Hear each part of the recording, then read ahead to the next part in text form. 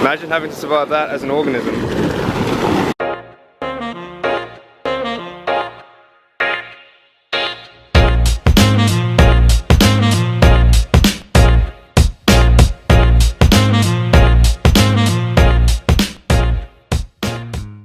Alright, so real quickly, because I gotta head out to work now in like 5 minutes. But today's a good day because I've got some pretty cool stuff that I want to do today. So real quick, firstly I just gotta go to work.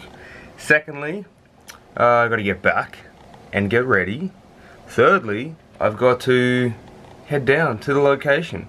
And I'm meeting up with a good friend of mine, and we're just gonna chill at a beach.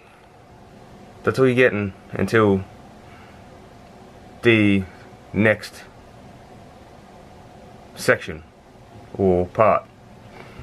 Yeah, so today's a good day. I'm keen to see how it's gonna unfold, and I'm keen to show you what happens. So without further ado, my name's FloppyDugong, aka Zach, and enjoy the video.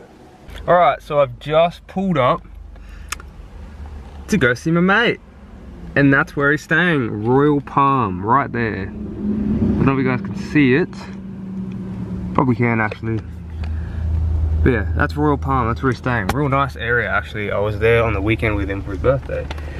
So there's actually a creek running into the beach down there, I think. So might swim there. There's also a rocky shore or rocky tidal inlet around there where all the waves and whatnot hit. So I want to get some footage there and do some docos for you guys, because rocky intertidal zones are actually quite cool. As lame as that may sound, they're actually quite interesting. You'll find that out soonish.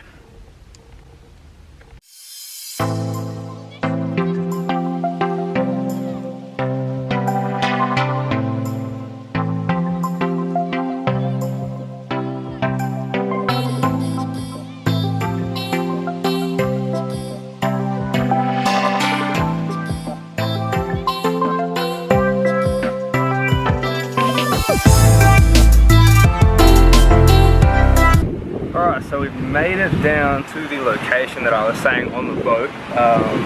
It's actually Currumbin Beach. So if you don't know where that is, it's really just along the coast past Palm Beach and past Burleigh. So it's quite far down from where I currently am actually. You can see the Gold Coast from here, so just straight down there is the Gold Coast. So we're quite far away. And the reason why I'm here is to talk to you guys about rocky shores. So in the intertidal areas of beaches, so where I currently am now, you can see a lot of rocky shores. Well, this is mainly just a rocky coastline really, and then there's a beach right behind us. And so the stuff that can actually survive here is really a lot of extremophile organisms, meaning that they have to survive in quite desolate environments. And so what happens is, where I'm sitting now, you're not going to get a lot of water. In fact, you're just going to get a lot of shore spray from the beaches right behind us. And really the only thing that's going to survive up here are probably lichens, which are just algae, and fungi, so I'll show you those in a second. And a lot of limpets, so stuff that kind of cement themselves to the rocks. And you really get a lot of zonation patterns right up along the shoreline. So I want to get a lot of footage of that and talk to you guys about the organism. So I'm not sure if you guys can hear me because it's super windy, but we'll get it started. Okay, so what I'm sitting in currently is one of the many rock pools that you'll see along the Currumbin Beach lines or throughout the rocky shores along these areas. I'm not quite sure if you guys can hear me because it is quite rough along the beach just directly across from me and right over this rock here. But these actions, or this wave action, is what makes this area actually so unique to a lot of tidal inlets along many coastlines. I've got to be really careful because if a wave comes over, I'm screwed. But what I want to explain, or what I want to show you briefly, is the zonation that occurs along these rocky tidal zones. So the best way to do that is by showing you this rock here. So if I get a little bit closer, you've got right up the top you've got your splash zone, and this is typically the area, as you'll see right here. Actually, we'll watch it right there. Perfect. You have a bunch of splash from the wave action coming across, and this will typically erode a bunch of the cliff faces. As you can see, through the different colorations, you've got erosion from wave action. And not only do they have to deal with a lot of wave action, but they've also got to deal with extreme temperatures. So desiccation is typically what it's called, where they will have to deal with drying out because there's not a lot of water that reaches that surface. Not only do they have to deal with desiccation, but they've also got to deal with high wind turbulence and a lot of abrasion action that comes from erosion due to the waves.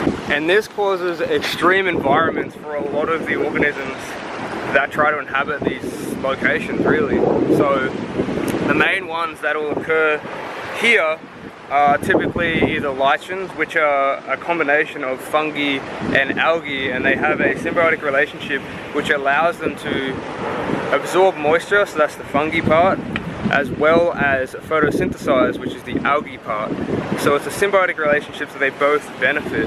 And you've also got a lot of limpets and barnacles that will inhabit these areas. All of this, typically what happens along these areas, as you can see, it's quite extreme. This happens on a daily basis, and a lot of the organisms have to get through that. They've just got to survive through this, and this is just what you see, and it's what they go through, and it's what I want to show you. So right here, these little guys here are all surviving along these cliff faces, and they'll cement themselves, as you can see, they'll cement themselves to these rocks and basically absorb all the moisture that comes up. That was close call. Let's zoom out. Oh, not back in. We're going back out. So they'll absorb all the moisture, they'll stay there, they'll take up a lot of nutrients that usually comes fast, so they'll filter feed a lot of it, and that's just how they'll survive. You've also got a lot of periwinkles, which are just small snails. I can't see many here at the moment, but they are here. Actually, these ones here, these are periwinkles. Here we go. Oh, here we go. These here, little periwinkles. Oh. So those periwinkles, exact same thing. They'll cement themselves down with their strong foot and take up any nutrients that comes past through these waves. So that's pretty much your upper zone, or like splash zone. And then as you come down through your mid-tide, or your mid-zone, which is right here, you've got more moisture, you've got a lot less wave action. Actually, Zach, that's not entirely true. Yes, in this situation, there wouldn't be a lot of wave action because the waves are on the opposite side of the rock. But switch the situation around, and if we were looking at the other side, you would see that wave action is quite prevalent, as you will see now.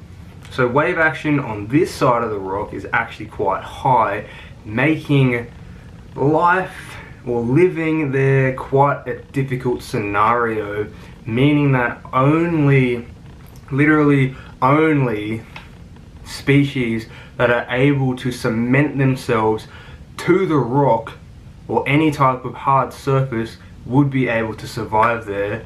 Even then, from erosion due to the high wave action and the pressure that the waves will cause, will make it quite difficult for these species to survive, regardless if they're cemented there with their strong feet. And these are usually your limpets or a lot of your barnacles that will live on these sides of the rocks. I'll hand you back over to Zach, who hopefully won't stuff it up anymore. Because they are actually closer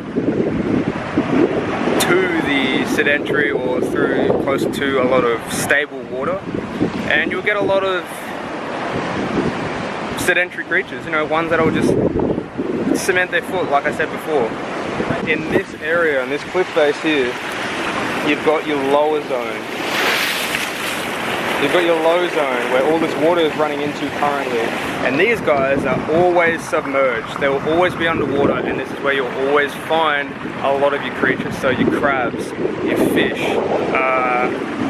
a lot of algae will tend to grow around here. A lot of lichens will tend to grow around the upper parts of them.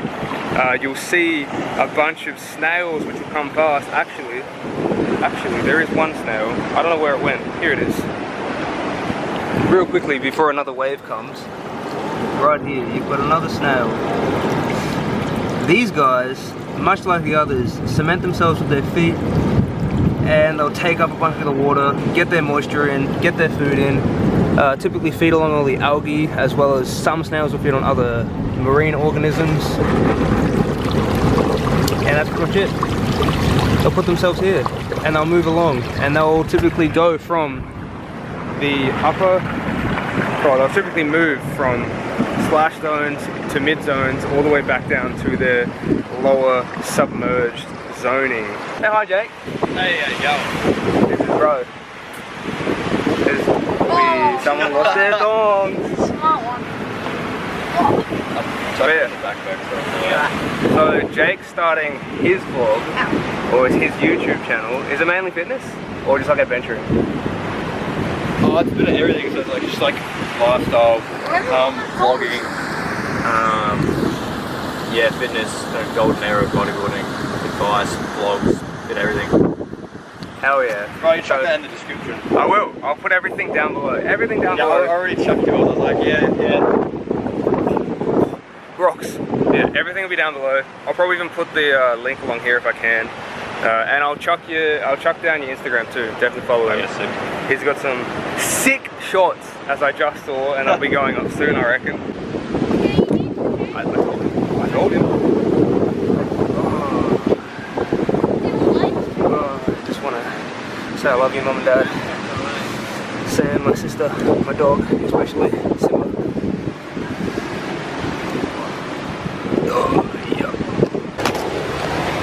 The only thing is, I crouch down. You should be careful not to get your backpack on the side. This is so sketchy. I'm using you guys as a stick. You're my support. Oh, how do you up there?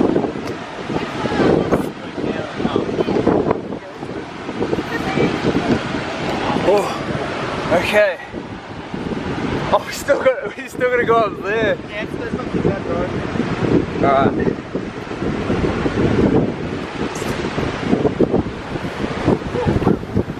Oh. It's quite windy. But we made it. Nearly. Barely. We've got to go up here, yeah? Yeah, I know. Yikes. Alright. Oh, the battery's dying. Alright. We made it. Yeah, we did it. We did it. With 1% battery left.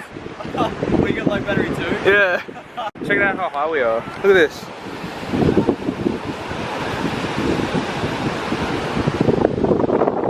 Down the other side right there.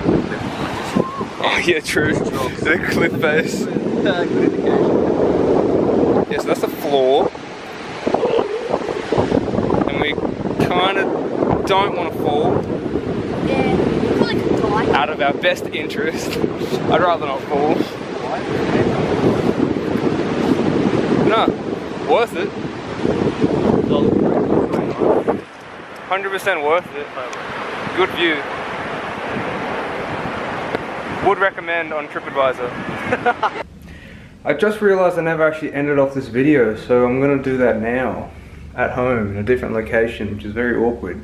If you did make it this far, make sure you like, comment, and subscribe to the channel. And remember to educate and don't eradicate, because that's what we're all about here. And I will see you guys in the next video.